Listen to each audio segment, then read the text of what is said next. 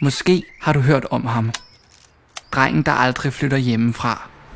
I 2012, da han var 25 år, flyttede han fra sit barndomshjem og sin mor. Fra Frederiksberg til Vesterbro. Men det var ikke nogen almindelig flytning. Drengen flyttede til et usædvanligt rum. Her er det. Det grønne værelse.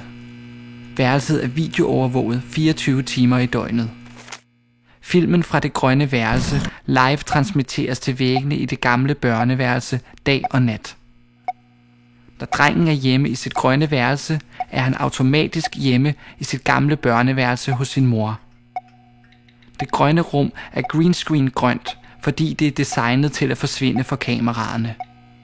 Rummet er en usynlig portal til det gamle børneværelse. Sådan ser det ud, når drengen arbejder. Sådan ser det ud på børneværelset hos moren. Sådan ser det ud, når drengen har fri.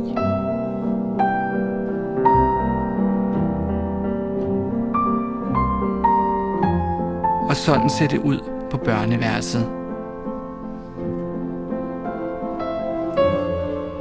Hver nat siden flytningen i år 2012 har drengen sovet med lyset tændt for altid at være synlig for kameraerne.